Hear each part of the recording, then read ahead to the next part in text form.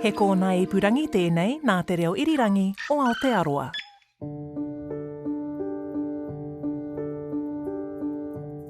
The last thing that we can absolutely say with certainty is that at 4:41 a.m. is the last time he makes a keystroke on his computer. At some stage he's gone out to his ute, driven from the house 100 metres down the driveway to the end of his drive, and that's where he's shot. Fielding farmer Scott Guy was gunned down in his driveway in 2010. The event destroyed the Guy family, particularly after Ewan McDonald, Scott Guy's brother-in-law, was charged with the murder. But McDonald was found not guilty. The case has remained unsolved. Welcome to Crimes NZ. I'm Jesse Mulligan, and in this podcast, I speak with people who know the ins and outs of some of New Zealand's most notorious crimes. This case certainly fits the bill. In this episode, we hear what author Mike White discovered during research for his book, Who Killed Scott Guy? It was a completely inexplicable killing. Scott Guy was a 31-year-old father who was gunned down on his way to work just before 5 a.m. in 2010, and for 9 months there was no one charged with his murder, and so there was an incredible public interest about that. And then, of course, when someone was accused of the murder and charged, it was his brother-in-law, Ewan McDonald, and so it developed kind of these hallmarks of a soap opera, and that's an unfair and description in a way, but in many ways that's how people have seen it, because then when we got to trial, it was such a high-profile trial which ran over 4 weeks, with family members having to give evidence, and a very high-profile lawyer, Greg King, giving an amazing performance in court. And in the end, a shock to many people, Ewan McDonald was found not guilty. And so the case remains unsolved in that respect. You, I think it's fair to say, don't believe that there's enough evidence to point to Ewan McDonald, the man who was charged with the crime. Is that fair to say? Well, the way I'll put it is that I think the jury made the right judgment in finding Ewan McDonald not guilty. You know, I wasn't there. I don't know whether Ewan McDonald was guilty or not, so you just have to look at the evidence. And on the evidence that's available at the moment, it's really hard to see how Ewan McDonald could have carried out this murder, especially if he planned it. Well, he took some amazing and stupid risks if that was the case. And on the evidence that's there, and in the evidence that was presented at his trial, there isn't really enough to get to that beyond reasonable doubt for me. And I know a lot of people were shocked and thought that the jury made a crazy decision, but I've always felt, along with many other people who sat through that trial, that it was the correct verdict to come to. Yeah, I probably, like a lot of New Zealanders, just thought they had their guy, and when he was not convicted, thought, well, there's been an enormous miscarriage. And then after talking to you, the timeline is not at all simple. So should we go back to July 8th, 2010, and what happened early in the morning back on that day? Okay, so Scott Guy is he works on a dairy farm. The family owns a dairy farm. Scott's father, Brian, and Joe, his mother, are the main shareholders in that farm. And Ewan McDonald, Scott's brother-in-law, Ewan's married to Scott's sister Anna, and Scott, they both have a share in it, and it's mainly Ewan and Scott who run this dairy farm. So sometime around 4:30, but before 4:30, Scott Guy gets up, heading to milking that day, and he's due there at 4:50, 10 to 5 in the morning on this winter's morning. The last thing that we can absolutely say with certainty is that at 4:41 a.m. is the last time he makes a keystroke on his computer. He's got up and he's checked the weather and a few other things. So that what happens is then he's gone, he's had his coffee, he's checked the computer. At some stage he's gone out to his ute, driven from the house 100 metres down the driveway to the end of his drive, and that's where he's shot. Now, the earliest that can happen is 4:43 a.m. because it takes about 2 minutes from, fiddling with the computer to getting in the ute and going down. So that's the earliest, 4:43 a.m. Just while people are getting the timeline in their head, how certain is that time, the computer time? Is there any grey area there, or do No, we know that he logged off at 4:41? We know that the last keystroke was at 4:41. We don't know if he stayed there looking at it or, and we don't know what he did afterwards, whether he, how long he took to drink his coffee. But there's or no whatever. uncertainty there. No. The last keystroke was definitely Scott Guy and was definitely at 4:41 a.m. Yep. That's pretty much agreed by all sides that that's it. So he gets in his ute, drives down to the end. The police case is that he then found that the gates at the end of his driveway were closed. Normally they're open, and so he stopped, got out, and when he'd opened the gates, someone sprang out from the shadows and shot him. And he died immediately in his driveway. And the basis for that is because his car, the ute, was parked pretty much where you would stop if the gates were closed. The gates were actually found open when Scott's body was found. But that's the supposition that someone closed the gates, forced him to get out of his ute, shot him, and then came up to his body, but then ran away afterwards. So that was at the very earliest 4:43. Now, the police case was that Ewan McDonald was the culprit, that Ewan McDonald, who lived 1.5 kilometres down the road, had cycled down, waited for Scott, shot him, then cycled back. Now, the problem with that is that Ewan McDonald was due to start work at 5 a.m. So he had this very limited time frame, if he was the culprit, to commit these murders. Scott was due at 4:50 a.m. So if Ewan McDonald's thinking, I'm going to kill my brother-in-law and I'm going to do it this way, he left himself a really, really narrow window because he has to. There's no suggestion that Scott would arrive at his front gate much before 4:50 a.m. when he's, due to just drive a minute down the road to start work. And then Ewan's got to be back there at 5 o'clock, looking as if nothing's happened. And in between time, he's got to murder his brother-in-law and do a whole lot of other things to kind of clean up the crime and then turn up at work at 5 o'clock. Because if he's late, if he's after 5 a.m., people are going to ask, why was Ewan late? What was he doing? How come he wasn't there at 5 o'clock? And we know that Ewan did turn up at 5 a.m. pretty much on the dot because he turns off the alarm in the farm workshop at 5:02 a.m. So we've got that period of 19 minutes pretty much between the earliest that Scott Guy can be killed to when Ewan McDonald is seen and turning off the alarm. Yeah. Who else is round? And at that time, not many people. It's a rural road. It's Aorangi Road on the outskirts of Fielding. You'd have two other farm workers who are arriving at Ewan McDonald's place, which is, as I say, 1.5 kilometres from Scott Guy's driveway. Ewan McDonald's house is at the front, then there's the farm workshop behind where everyone gathers, puts on their gear, gets onto their farm bikes and head off to milking. So there was another farm worker, Matthew Ireland, who arrived. We don't know exactly when, but best suggestion is between 4:40am, 4:50am. So he's there and he doesn't see Ewan McDonald kind of arriving back on the bike and stashing the bike and getting rid of all the other things that Ewan McDonald would have had to do if he was the killer. He doesn't see anything. He's sitting there outside the workshop kind of having a smoke, fiddling around with his iPod and waiting for someone to turn up. The interesting thing is, though, that Matthew Ireland does see two cars going down that road in this time frame. He sees one as he arrives at Ewan McDonald's place, ready for work, and that's at about 4:50am, and another one as they head to milking just after 5am. Neither of those two cars have ever been identified, despite a very large police appeal. So we have no idea who those people were, whether they were associated with the murder or whether they were just passers-by who somehow randomly happened to be going down this country road and have never come forward despite all the publicity. Yeah. How unusual would it be for two cars to pass at that time of morning?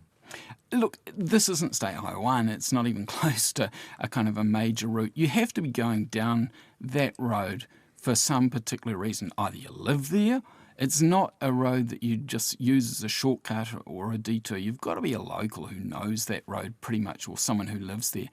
And as I say, despite all this publicity, no one's ever come forward to say, oh, yeah, that's right, I was out driving that morning at around a bit before 5 o'clock. Oh, yeah, no, didn't see anything. So it's really hard to know what those two cars were, whether they were involved or not. But if they were involved, then it rules out Ewan McDonald pretty much, because Ewan McDonald, the police said, went to Scott Guy's place on a bike. They said he took his bike down there and bike back, because they said he'd used a bike in a previous crime to do it silently, but there was no sign of bike tracks anywhere. So if the cars are involved in the crime, it kind of rules Ewan McDonald out completely. Just and tell us that again. Why does the car rule it out? Because Matthew Ireland would have seen the car come back. Yeah, I mean, if these cars that are randomly going along this country road around the time of the crime, at the exact time that the police saying that Scott Guy is shot, well, then that doesn't fit with the police case that Ewan McDonald was the killer, because Ewan McDonald supposedly went there on his bike. If there's cars that are connected some way with the crime that, are driven by the killer or whatever, then it's got to be someone else, not Ewan McDonald. Was the murder weapon identified? The police, well, it's identified as far as it's a shotgun.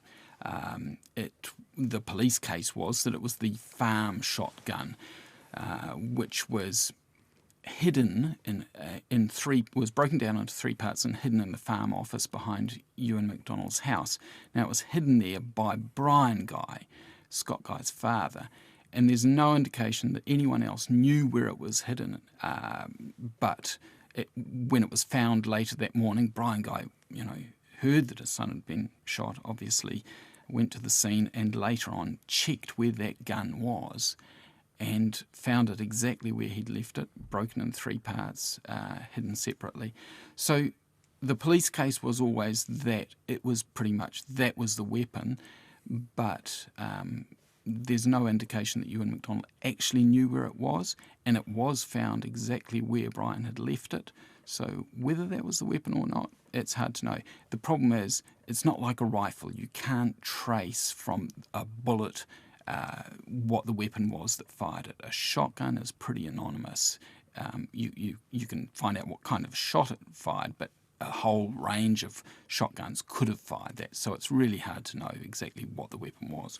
How come when a neighbour said that Scott was stabbed, Ewan McDonald replied, nah, he was shot, before anyone actually knew? Have you heard that? Oh, yeah, absolutely. And this came out of trial, and this was a strong part of the Crown case. David Berry was Scott Guy's neighbour. He was the man who discovered Scott's body as David drove past. He saw Scott lying in his driveway. David went up to Scott's body and rang 111 and said, my neighbour's had his throat cut, because David assumed that that's what had happened because of the wound that he saw. And later on at the cordon, once police had arrived, it was reported by Nikki Guy, who was another of Scott's sisters, that someone had said he's had his throat cut, and that Ewan McDonald said, no, he was shot. And theoretically, the police said, there's no way Ewan McDonald could have known that he was shot unless he was the killer himself and had been there. The problem with that was that David Berry doesn't really remember, well, he remembers some comment about that, but says it wasn't Ewan McDonald that said that. He thought it was another friend. And Ewan McDonald, of course, completely denies that. And this was never raised until Ewan McDonald was actually charged. It never came out in initial statements. So there's a whole lot of doubt about that. Nikki Guy, obviously, very firm that that's what she heard, but that was canvassed strongly at the trial, and obviously the jury wasn't convinced about that. Is it true 3 puppies went missing from Scott Guy's property around the time of the death, and is that significant? Yeah, so Scott and Kylie had a litter of puppies that they were selling. There were 3 that were missing when they were checked on. The suggestion was that Ewan McDonald had stolen them to make it look like a burglary gone wrong. But a dog burglary gone wrong? Yeah, because the puppies were quite valuable. And the suggestion was that, well, Ewan MacDonald had stolen them prior to killing Scott, somehow disposed of them, to make it to divert the police from him and to make it look like a burglar had been there stealing puppies and then been confronted by Scott Guy and shot him. The puppies have never been found, and yeah, it's a mystery. It was a huge part of the police case trying to trace these puppies, but they've never been found. But yes, 3 were missing, and one way of looking at it is that yes, Ewan MacDonald might have used that as a ruse to divert attention away from himself. The other way is to say, well, there was a burglar who was trying to rob the farm sheds and took 3 puppies and then kind of got caught by Scott Guy. It's fair to say that there have been there have been a huge number of burglaries of rural properties and sheds in the Manawatu area and around Aorangi Road in the previous months. So it's not something that you can rule out at all that there was someone burgling the shed that night. Where does Callum Bow fit in? So Callum Bow was a worker on the farm. He was a good friend of Ewan MacDonald's. He had left the farm by the time of Scott's murder, but in the previous years, Callum Bow and Ewan MacDonald have been involved in a number of other what they call missions. They used to go hunting together a lot and poaching, and they were both involved in a series of other crimes, which the listeners will probably be very well aware of. There was shooting of 2 stags on a neighbour's property. There was a burning down of an old house on Scott and Kylie's property, and terrible vandalism of Scott and Kylie's new house. There was killing of 19 calves on another farmer's property, dumping 16,000 litres of milk and burning down a duck shooting lodge. Now, all those crimes were essentially what led police ultimately to focus on Ewan MacDonald. But they were all committed with Callum Bow, who was this farmhand. And Callum Bow was actually indirectly the person that led police to Ewan MacDonald, because when police eventually released a photo of graffiti that had been written on Scott and Kylie's new house when it was vandalised, someone recognised the handwriting and said, hey, I think that's Callum Bow, a former employee of him. And so they confronted Callum Bow, and he confessed that he'd been involved in all those crimes with Ewan MacDonald. And the police immediately thought, well, Ewan MacDonald has this vendetta against Scott Guy over, he thought Scott was lazy on the farm and there was concerns about the future of the farm and who was going to own it. And so the police immediately thought, right, we've got our man, and arrested Ewan MacDonald very soon after. And how much tension was there between Scott and Ewan when the killing took place? I think it's undeniable, Jesse, that there had been a lot of tension. There was concern about who was going to take over the farm, who was working hardest, and how the division of labour, etc. And there had been a few blow-ups and pretty serious discussions about this. But everyone says that in the last 18 months, which is the last time that Ewan MacDonald committed a crime against Scott and Kylie, that things have been really good between Ewan and Scott. And in just a few weeks before Scott was murdered, both of them had been to a dairy conference down in Invercargill. They'd shared a motel room and socialised together.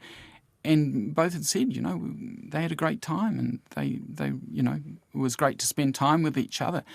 And so the suggestion clearly was that they'd been getting on a whole lot better in the last year or so before Scott's murder. The Crown, the prosecution and the police, their argument was, look, this was the motive because Ewan was worried about what was going to happen with the farm and had a vendetta against Scott and Kylie and thus killed them. The defence at trial said, hey, that was in the past and really your motive doesn't stack up. And we should remember that there are possibly people listening who are affected by this case and families too. And it must be very tough for them every time the case is back in the media. But as long as we are looking at all possibilities here, if we accept that there's a motive there and a potential motive and that there had been some problems in the past, some activity, some targeting by Ewan in the past. Anything to suggest that he may have hired someone or otherwise convinced someone to do the job on his behalf? No evidence. If that was the case, then the police would have brought that case to court, and certainly there's nothing to suggest that. I mean, this is the very difficult thing, because people criticise the police for perhaps focusing too much on Ewan McDonald as the possible culprit without evidence.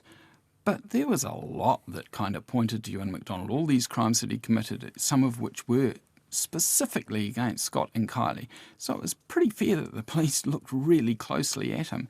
But when you looked beyond that, at anything that linked Ewan McDonald physically with the crime scene or with the person that pulled the trigger, there wasn't really anything that stood up in court sufficiently. Now, whether there was a hitman, I mean, we're right in the realms of supposition there, and as I say, there's been absolutely no evidence to suggest that at all. So what's the next best theory if it wasn't his brother-in-law from down the road? Well, there's always been a strong argument from many people that have looked at this case, and it's something that's very strongly supported by some of the lawyers that defended Ewan McDonald, that there was another man who was out that night, who was a well-known criminal, a violent criminal, known to use shotguns and standover tactics. And this person had, with others, been out. They'd robbed another property. They'd taken the proceeds. They'd swapped that for 2 grams of meth. They'd smoked the meth and then gone out again. And that man, as far as we know, the only alibi that he has is from his partner, who says that he got home about 4 o'clock, she thought. She admitted, though, that she was pretty wrecked on meth herself, and she thought he stayed home after that. There's a strong suggestion that there's something that links this man, he has name suppression, with the crime. One of the things they stole during the burglary earlier that night was some Winfield Gold cigarettes that had only been on sale for the last 3 weeks, and a packet of this specific type of Winfield Gold cigarettes was found very close to the crime scene, crumpled up. Whether it's a coincidence, whether it leads to this man who was known to use shotguns and to be burgling rural properties amongst others, I don't know, but it's something that many people have said deserves further attention. Why does he have name suppression? Because, like many people who were on the suspects list, the police don't want to allow those names to be made public, because other people might then claim that they were involved. Okay. Do you think anyone else will ever be charged with this crime? Look, I like to think so. This is one of the ones that I think it is possible. I think the longer it goes on, the less chance that we've got of finding who killed Scott Guy. With all my heart, I hope that we do, for everyone's sake, for his family, for his wife, for his kids. But people die, people's memories get hazy, but I really do hope so.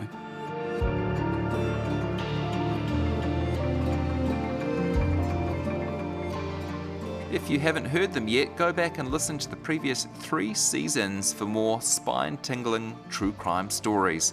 They're available on the RNZ website, Apple Podcasts, Spotify, and iHeartRadio. Actually, anywhere you find your podcasts. Follow us to get the next season as soon as it drops, and in the meantime, have a listen to some of RNZ's other great podcasts, like Eyewitness or Party People. And you can catch me each weekday on the afternoons program on RNZ National.